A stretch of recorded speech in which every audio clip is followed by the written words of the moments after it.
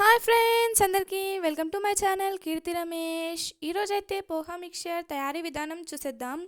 ముందుగా అయితే పోహా మిక్చర్ అంటే అటుకులను అయితే షాప్ నుండి తెచ్చుకొని చాటలో వేసుకొని అటుకుల్లో కొంచెం పౌడర్ అనేది ఉంటుంది, అదైతే సపరేట్ చేసేసుకోవాలి. సపరేట్ చేసుకుంటూ బౌన్లో అయితే వేసేసుకోవాలి. ఇక్కడ నేను చేసే విధంగా మీరు కూడా చేయండి, అలానే చేస్తూ ఉండండి. అటుకుల నుంచి అయితే పౌడర్ సపరేట్ చేయాలి.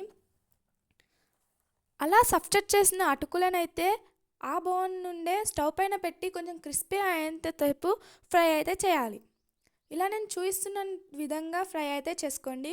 అటుకులు అయితే చాలా క్రిస్పీగా ఉంటాయి. బాగా ఫ్రై చేయండి ఇలా.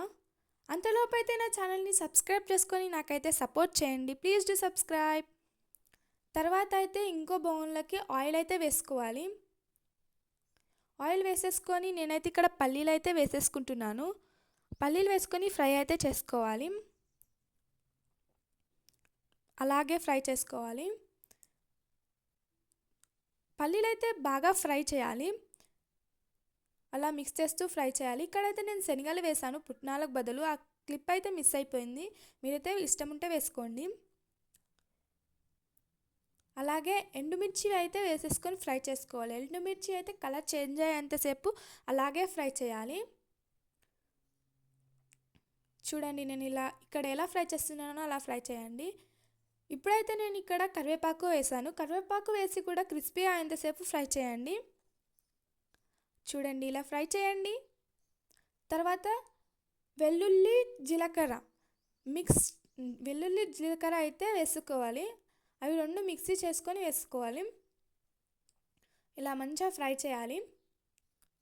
తర్వాత పసుపు వేసుకోవాలి. నేనైతే 2 స్పూన్స్ వేసుకుంటున్నాను. 2 స్పూన్స్ వేసుకొని పసుపు ఫ్రై అయ్యేదాకా ఫ్రై చేయాలి. అలాగే అయితే నెక్స్ట్ సాల్ట్ వేసుకోవాలి. సాల్ట్ అయితే మీ రుచికి సరిపడా వేసుకోవాలి. సాల్ట్ వేసుకొని మంచిగా మిక్స్ చేయాలి. ఇక్కడైతే మిర్చి అయితే కలర్ చేంజ్ అయింది, ఎండుమిర్చి. ఫస్ట్ అయితే అటుకులు ఫ్రై చేశాం కదా, అందులో అయితే నేను బూందీ వేసుకొని మిక్స్ చేసుకుంటున్నాను. ఫస్ట్ బూందీ మిక్స్ చేయాలి. మీకు బూందీ ఇష్టం ఉంటే వేసుకోవచ్చు, లేదంటే లేదు. బూందీ అయితే మంచిగా మిక్స్ చేయాలి. మిక్స్ చేసిన తర్వాత మనం ఇందాక ఫ్రై చేసిన మిశ్రమాన్ని అయితే కొద్ది కొద్దిగా వేసుకుంటూ ఫ్రై చేయాలి, కలపాలి. ఇలా మంచిగా కలుపుతూ మిక్స్ చేయాలి. హ్యాండ్తో అయినా కలవచ్చు, కొంచెం వేడిగా అయితే ఉంటుంది. అలా కొద్ది కొద్దిగా వేస్తూ మంచిగా మిక్స్ చేయాలి. చూడండి నేను ఇక్కడ ఎలా మిక్స్ చేస్తున్నానో మీరు కూడా అలానే మిక్స్ చేయండి. నేను ఇక్కడ హ్యాండ్తో కూడా మిక్స్ చేస్తున్నాను, మీ ఇష్టం ఉంటే హ్యాండ్తో చేసుకోవచ్చు. కొంచెం అయితే వేడిగానే ఉంటుంది. ఇలా మంచిగా మిక్స్ చేయాలి. చూడండి